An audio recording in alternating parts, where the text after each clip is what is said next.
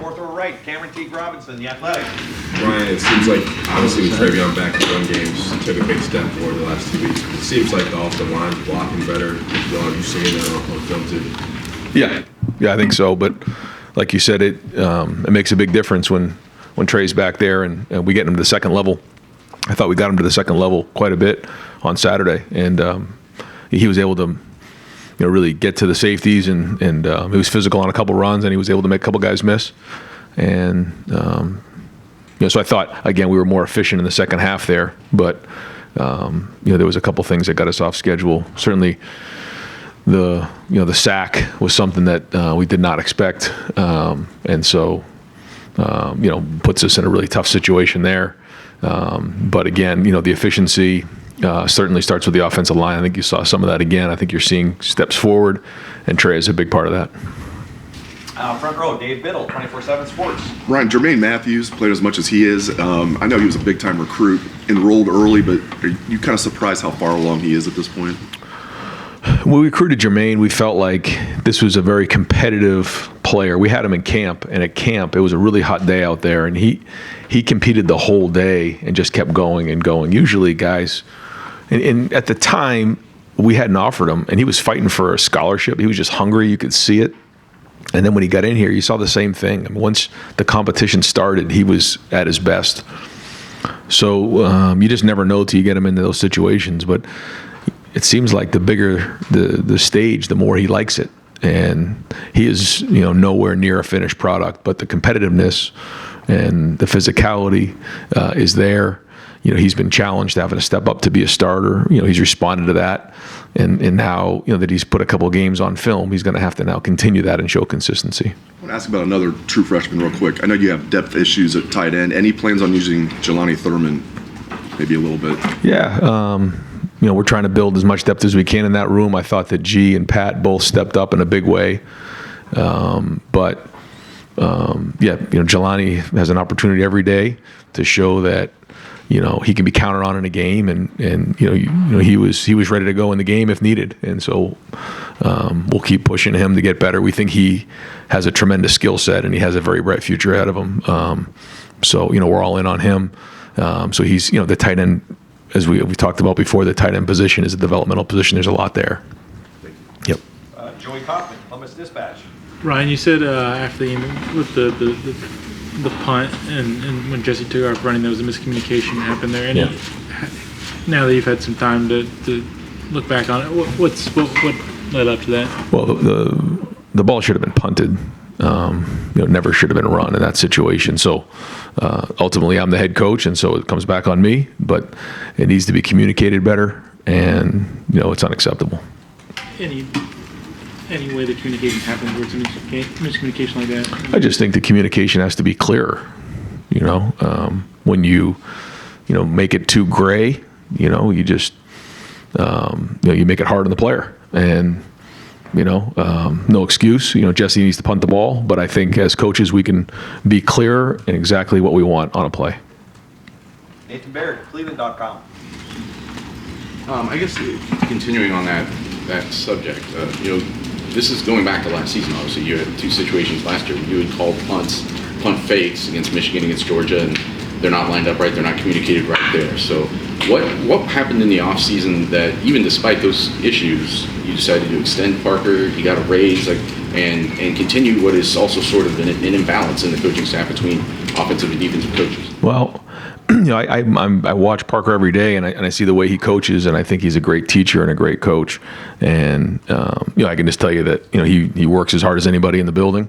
But we're all being evaluated every single time we're out there, and it's everybody that's involved in special teams. It's not just the coordinator, although he's ultimately in charge, and I'm ultimately in charge. So you can put it back on me, but clearly, we've everybody who's in charge of special teams, because there's a lot of coaches that are involved with that, in the meetings, can all do a better job, and so we'll just keep pushing to make it better. But we know what the expectation is.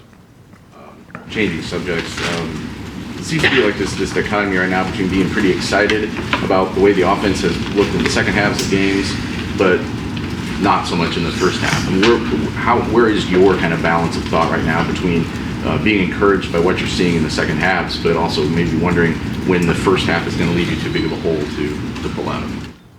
I felt like there was some good individual performances when you put the film on Saturday, but you still want to see more overall just drives finish. And so the encouraging thing was we had more guys grade out. That was good. We just didn't complete enough drives there and finish with points in the first half. So again, there are definitely signs that we're moving in the right direction, but it's getting late in the season, so our urgency is at an all-time high. Doug Lamreese, Kings of Columbus. Another special teams question. You did in 2020. You did make a coaching adjustment in the midst of the season when a side wasn't performing up to snuff. Have you considered that with special teams to do something in the middle of this season? No. I think we're gonna stay where we are right now. I feel again I'm there every day. I'm watching how things are taught, and we all need to be a part of it. As a coaching staff, if I felt there was something that was not being taught right or done right, then I certainly would intercede. But I'm in those meetings. I see what goes on, and so we just need to do a better job. But like anything, we'll continue to evaluate it and make sure that we're doing what's best for the players.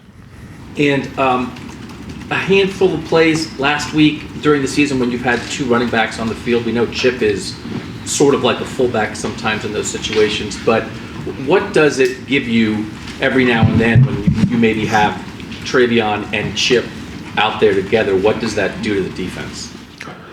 Well, it gives you two ball carriers, and when that happens, they have to at least defend you a little bit differently. There's different schemes that you have to defend, and both of those guys bring a different skill package to the table.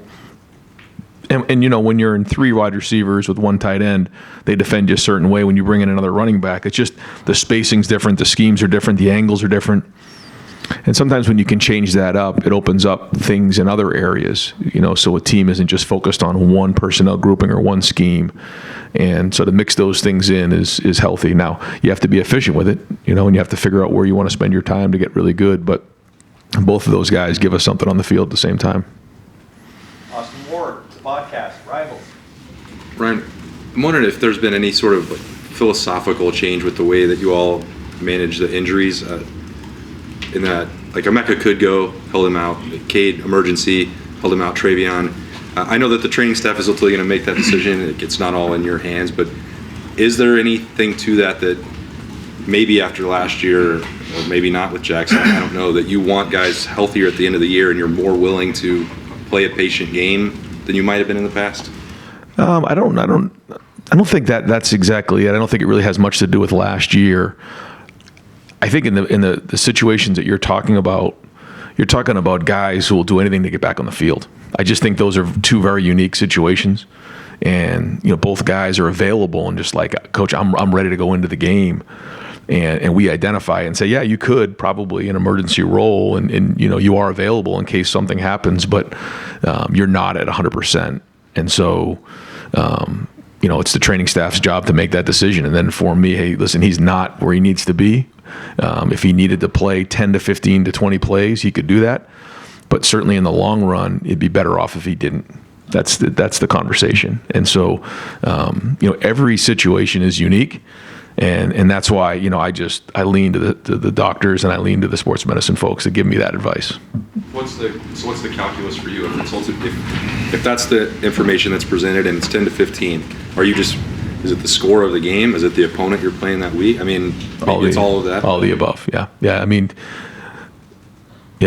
every week you're trying to figure out, okay, how do you win this game? And then how does it affect the rest of the season? And you do everything you possibly can to put your guys in that position. And all of those things come into play. Clay Hall, WSYX. Might have some news from the Big Ten tomorrow. I know you're probably not going to comment on that, but I just noticed an email this morning that you can now bet on a celebrity boxing match between you and the guy who coaches up north. Are you in a good mood, by the way? Yeah, I mean, I get it, Clay. I know that it's the topic of conversation right now, You but didn't say yeah. you're going to whoop this guy. I'm just curious if you've ever been in the ring, ever sparred. I appreciate you, Clay. What's your best punt? I'm not going to say anything. I get commented on when I say no comment, so I'm not going to say anything. Tom Sperry, WBNS. You've said the number one goal is obviously to win. This time of the year, how hard is it, though, to win these games? Well, I think it goes to your discipline, it goes to your consistency, it goes to your leadership, it goes to your maturity to understand what it takes. Nobody's entitled to winning. And we win a lot of games around here, but it's because of the hard work of the players on the field. And it's the week. It's getting their body up to where it needs to be. That this time of year, that's not easy to do. I mean, these guys, they're putting it on the line. They're preparing their bodies. Whether it's the ice baths, whether it's the treatment, eating right, hydrating, sleep. I mean, that's a lot to this run that we're on. Getting their mind right, preparing every week is a different opponent. And then obviously getting your spirit and soul ready to go put it on the line every Saturday. You don't just show up in football and play. I mean, you got to put it on the line. And so every week it's, you build up that fuel tank and you just let it all out in the field. And then you come back and you try to figure out how to get that thing loaded up the most you possibly can to go do it again. And that's going to be the same thing Saturday night. I give Coach Barnett a lot of credit for how he's handled himself, and certainly in a tough situation. They came back and won a game last week, and so like you said, this time of year when you're playing in the Big Ten, you got to bring it, and you see it every single week. So those are the things that we focus on, is every week trying to be consistent, and then hopefully that consistency over time builds momentum, and that it pays off down the road. How do you think your guys handled the number one ranking? I know you want to be number one at the end of the year, but, they throw that on you now. You have that moniker. I think you have so many guys on our team that have just kind of been through all of this before, and they know it means absolutely nothing, and their goal is to win the whole thing and to be the number one team at the end of the year. So, we want to win them all, and that's all that matters. And so at the end, they'll rank us, but we're just going to try to win them all, and it continues this Saturday. Far left, Joe Nugent, WCMH. Big win by the Houston Texans. Another great job by CJ. What do you think of the success that he's having as a rookie this year? Well, I think he deserves all the success that he's receiving. This is somebody who went through kind of a tough time during the draft process. And really, a lot of people kind of questioned him in certain ways, and you never saw him react anyway. I thought he's handled himself like a pro. The guys on that team, I think they voted him captain, right? I mean, he's a captain there for a rookie right out of the gate is tremendous. He walked in and endeared himself to that organization, and now you're starting to see him perform on the field, and he's given that organization hope, and you're seeing it. I think it's the same thing Garrett Wilson did with the New York Jets last year. He gave them hope. I think our guys understand what the expectation is that you're there to win every game, and so it was great to see him, quickly jump into that role and have the success he's had, and still a lot of football ahead of him, though. Stephen Means, Cleveland.com. When you go back and look at Kyle's performance on Saturday, just what did you like about what he did, and then were there things that maybe he wasn't seeing down the field that he maybe missed that you guys went over?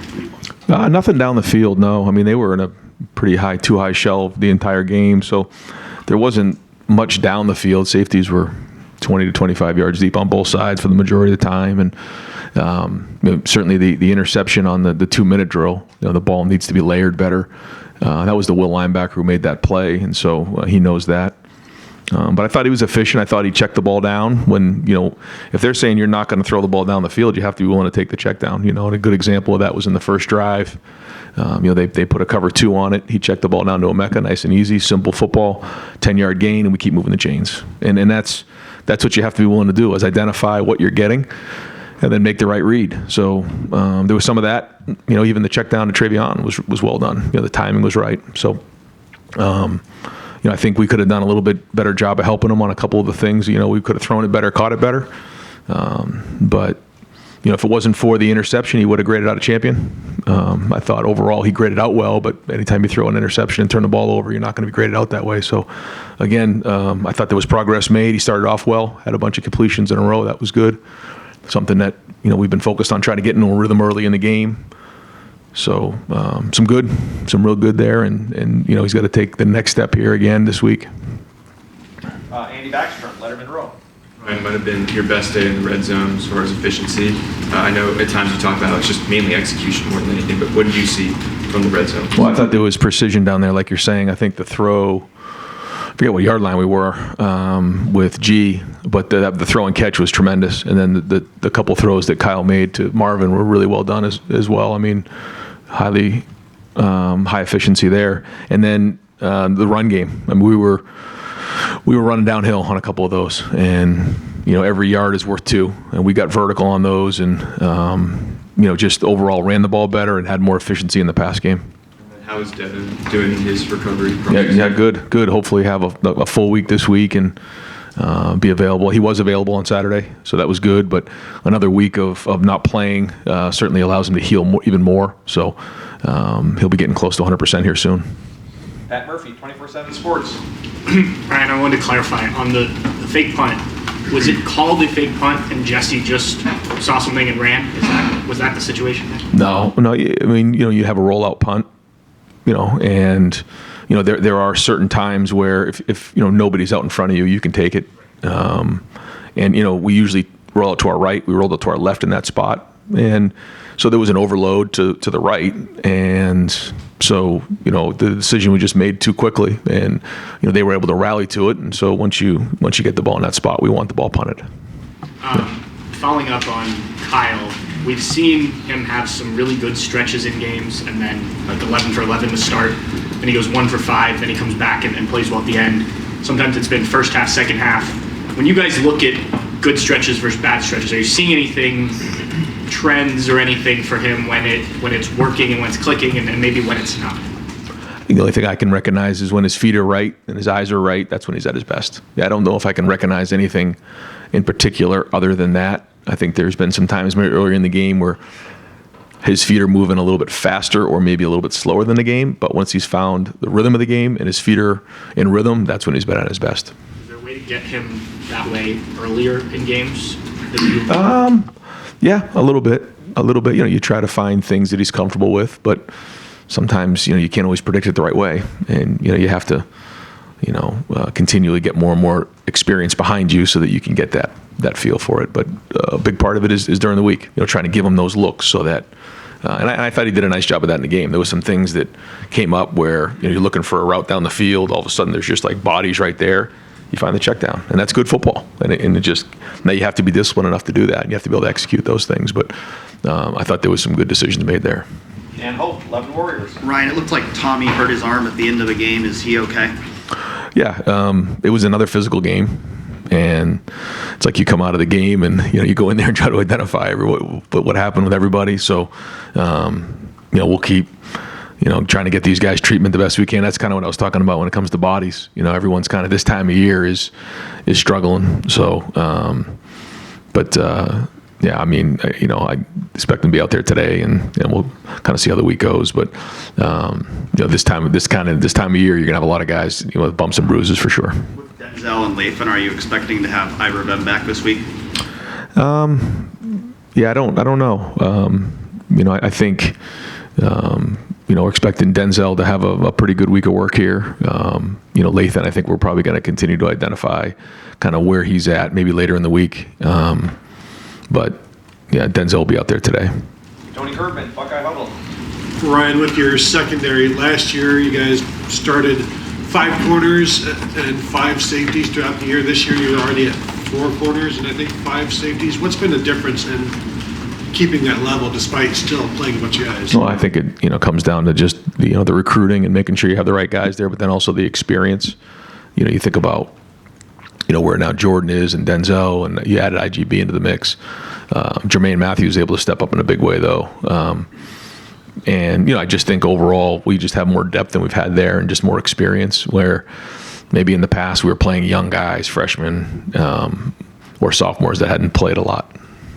What does it do for your recruiting when you can point and say, we've started freshman corners each of the last 3 years? It's big. It's big. It's huge. Yeah. And the response we've got from the recruits has been excellent. They see it. They're looking real close, because one thing to say it, it's another thing to actually see it. And so we make sure that they see it. Far right, Adam King, WBNS. Back in the summer, you said you were going to work more with defense and try to, be a CEO a little bit more. Obviously, the offense has kind of been the sticking point this year. What's that been like to maybe not have to worry about the defense at all and be able to just focus on that? Yeah, it's huge. And Jim and his staff have done a great job. Tim and Larry and Perry, they've all been a big part of the day to day. And so it's huge as we make this run.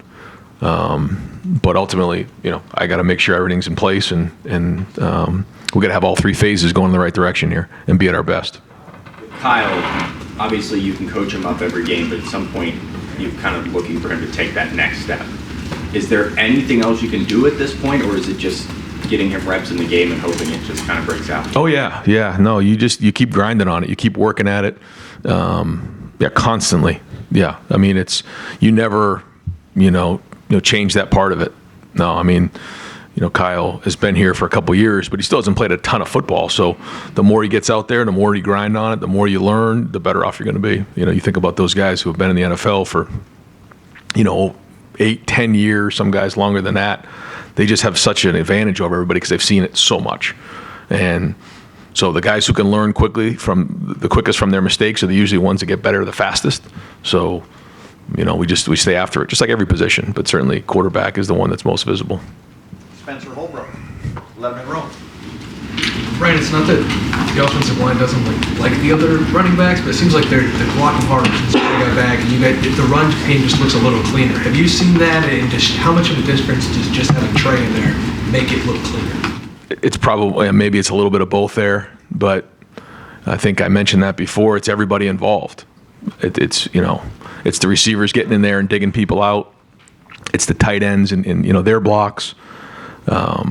It's the quarterback making sure we get into the right play, or possibly reading somebody, or if it's a read or an RPO, making sure that we're not running into an overloaded box at times.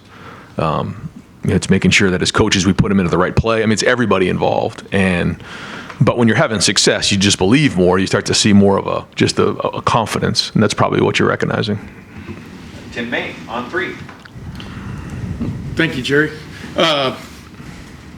When you watch a quarterback, do you ever step back about this point in the season and kind of in your mind have a chart on how he's progressing? You understand what I'm saying? Because I would think everybody starts out reticent, then they get bold, and then they get bit by being bold, and then they get reticent again and stuff. And is Kyle kind of on that chart where you want him to be, if you follow my drift, of awareness, but also not being stupid with the ball, and just what I mean? Just do you actually have that in mind? Well, I think there's certain things that you have to learn from, and you don't know until you've actually done them. You don't know until you've been stripped. You don't know until you got a zero pressure and you don't have a place to go with the ball. You learn all those things. You try to do the best you can as a coach to get out in front of those and give them a plan. But ultimately, you have to be a problem solver at quarterback, and so we'll see. I mean, there's still so much football left. We're going to keep going at it this week and, kind of see where he's at. But it is, I mean, it's for everybody, but for Kyle as well, just that build up of continually getting that experience to go play his best football here down the stretch. Josh Proctor had a great thing to say on Saturday. I mean, interesting thing. He said it before, but the defense's motto is if they have an inch to defend, they're going to defend it. Yeah. You've seen these goal line stands and these stands in the red zone. First one, you kind of go, okay, blah, blah. Seems to be a trend here that's favorable for you guys. Do you see that also? And what is the difference do you see in this defense, especially when it gets in the red zone, that it's just jumped out at you? Yeah, that's something that Jim brought here immediately. Give us an inch, we'll defend it, and the guys believe in that and they embrace it. So even when a big play breaks out, if we can get them on the ground, that can be a 4-point play. And I think just a big part of it is confidence and belief that the guy next to me is going to do my job, and if I do my job, and we're all in this thing together. We can stop these guys. And that's all situational football that we've been screaming all off season. You know, if you can win in the red zone, like we won in the red zone pretty handily. You know, we scored 4 touchdowns on offense, and I think stopped them I think they were 1 for 4, I think. When you do something like that and force field goals in that spot, and you're scoring touchdowns on the other side of the ball, those are all 4-point plays. And the guys have embraced that. And so, you know, we'll get together Tuesday as our first and second down. We're talking about running the football, you know, winning first down, taking care of the football, explosive plays. Then we come back on Wednesday. It's about third down, short yardage, red zone, goal line, the situations. And I think the guys really have understood that and embraced what exactly is going on, the time, the down and distance, the situation in the game, and those have been huge plays for us. I know you're not going to comment, but I'm going to ask anyway. When you see your family's name brought up in situations like what has been going on for the last several weeks, does that make you angry? What obviously, it has been brought to one reporter's attention that they have no evidence of anything like that occurring. But how do you handle all that tornado that's going on, along with what you're dealing with inside the building? Yeah, I just, right now, all you can do is focus on what's important. And what's important right now is Michigan State. And so we always say ignore the noise. The noise comes in different ways. We've talked about how, like, for instance, the defense, they've played really well to this point. And, last year took a lot of heat for that. And so, they're getting a lot of positive reinforcement. You have to ignore that noise. Like you said, ranked number 1 in the country, that's noise. And there's a lot of other noise out there. And so we have to get rid of all that stuff. And the team that can get rid of the distractions and ignore the noise the most this time of year gives them their best chance to play their best football. And so we're all going to do that, whether it's coaches or players. Bill Rabinowitz, Columbus Dispatch. Yeah, one more kind of about related to the injury stuff. I know that you never overlook an opponent, but Michigan State and then Minnesota, I mean, your big favorites, knows you have a huge game obviously at the end. How much do you weigh, I want to make sure these guys are healthy, and obviously we've got to win the game, but I want to make sure that they're healthy for the game. How do you kind of weigh that? Is that on your mind now? Yeah, I mean, we've talked about how we need to be playing our best at the end of the year, and a big part of that, like we talked about earlier, your body, your mind, your soul, and part of it is your body. And so these guys work hard, and we'll do everything we can to make sure that they're fresh, and try to make the best decision. It's one of those things where you can't just say one thing that covers everybody or covers the whole situation. Each guy is a little bit unique. Each situation's unique. What's our depth look like? Those type of things. But our guys know how important every game is. I mean, this is a very important game. We got to play well in this game, and so that's where the focus is. And when you start thinking about anything else, you can get yourself out of whack. And so we won't do that. But we also want to be fresh down the stretch, like we're talking about. This is down the stretch, but we'll evaluate it each week, each situation, the best we can, to make the decision that we think gives us the best chance. And a question about Jordan Hancock. I mean, he's been obviously pretty important given his versatility and plays he's made. Is there anything kind of behind the scenes that you have seen, that you saw in him, maybe from last year or this year, that is responsible for some of the transformation? I think Jordan, 2 things. One is extremely competitive. Extremely competitive. You saw that right when he jumped in the program. I just recognized that part of it. And the second thing is he has a tremendous work ethic. I mean, he's in here a lot watching film on his own, constantly wearing out Coach Walt. He works hard at it. He's another guy who has a tremendous work ethic and is also very competitive. And when you combine those 2 things with his ability, you're starting to see some production. And that was a big play he had on Saturday for sure. Bill Landis, the podcast. Kings. You mentioned the sack you guys took in the first half of the game. What happened on that play? I don't. It was a unique play. We've never really seen it before. The nickel and the will came at the same time. I don't know if there was a miscommunication on their end or what happened, but it caught us off guard, and it's not something we were expecting. So I don't know exactly how it played out, but the line was going one way and both guys came. So very unique, but I'm glad that Kyle held on to that one because we weren't prepared for that. And so we made an adjustment to make sure that, you know, moving forward, if that were to get called again, it was executed on defense that way, that we were ready for it. It didn't happen again. So, you know, just I wrote it off as a one-off, and you know, he held on to the ball, and you know, we just had to move on. And I think it was 2nd and 19, and would love to see us get half back there, took the flat. You know, but when you take a hit like that you're not expecting, you can get rattled quick as a quarterback. And so, you know, he had to get his feet back underneath him.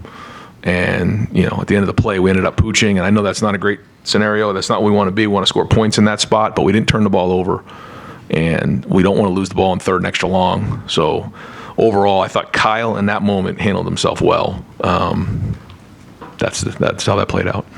So maybe that play doesn't apply technically, but just sort of in general, like, seeing where you think pressure is going to come from. I know sometimes it's hard when it's coming from depth. Like, how do you think Kyle, Carson, the tackles have all sort of handled that and communicated that this year? I think there's been good times, but there's also things that we got to, you know, do better. And, you know, defenses do a great job of changing up the looks. You know, the minute you think you got them, here comes another twist or another guy coming from another way.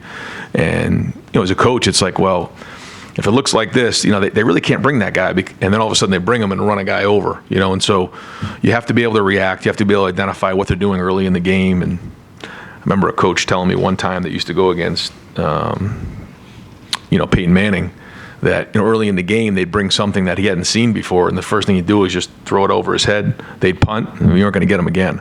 But that play wasn't going to ruin the game. And so sometimes, you know, when they get you schematically, you got to take care of the football and just hang in and cut your losses, as opposed to the ball going up in the air and ruining the whole day. We don't want that, but, you know, there's some good schemes out there and good coaches. And so, you know, there were a couple on Saturday, but then I thought we settled down a little bit on 3rd down. Well, we did. We did a much better job on 3rd down in the second half. All right, I want to try to get to everybody, but I'm going to have to limit it to one question. Andy Anders, 11 Warriors. I think, you know, you mentioned the red zone efficiency on both sides of the ball on Saturday. Obviously, Penn State and 3rd downs, especially on defense, were big. Have you seen a situational improvement from this team as the year has progressed, and what do you think has caused that? Well, it was a big emphasis for us in the offseason. Yeah, if we want to win games, we have to win the situations. Big emphasis. We'll go through them, coach them. Now, you know, we'll see down the stretch if it pays off for us, but it's been something that we talk about after every game. We identify each of the situations. You know, there's 12 situations that we want to win, and then our whole offseason was about competing. And then, you know, if you're competing to win those situations, your chances of winning go like way up. And so I think on Saturday we were 8 wins, 2 losses, and 2 ties. You know, so that's me going to win the game. You know, won the game by 19 points. Now, there's some things that we could have done better, and it would have been a different game. But if you know, like winning the red zone, you know, I think short yardage, we won big. I think we were on offense, we were maybe 5 for 5, and on defense, you know, was really good too. I forget exactly what it was, maybe 2 for 5. So now you're 7 for 10 or something like close like that. And so working hard to make sure we win that 1st down, explosive plays. I think explosive plays were even, but we counted Jordan Hancock's as an explosive play. So that made it 5-4. That was an explosive play. It changed the whole game. So now I think our guys get it. You know, I think you see even on the 4th down play where, you know, they snapped it and then handed it off to the guy behind, and then he gets around the edge. I mean, IGB and those guys are fighting like crazy. I mean, we had like 5 guys sprinting to get him down on the ground because they believe if we get him on the ground, we can play some red zone defense. Those are 4-point plays. So I do think there's some awareness there. I think our guys have had some awareness in 2-minute. You know, we've had to win a game in a 2-minute already this year, and some things at the end of the half. So not perfect by any means, but it's been an emphasis. Dylan Davis, Delaware Gazette. Talk a lot about competitive stamina. Can you learn as much about your team from a game like this as you would as a big game where everybody's going to get up for it? I guess I know that obviously it's still a big game for you guys, but big favorites at home, prime time. Can you learn as much about a team from how they handle this kind of situation as opposed to, you know, a big game scenario? I think you learn different things. Yeah, but you're always learning, and I think you've heard me say this before. The issues are always there, whether they get brought to the forefront in a game where it comes down to one play or not. That's our job, to identify those as coaches. And so, you know, I do that with the team, and I know that the coaches do with their units, you know, regardless of, you know, who you're playing, you know, the issues are there.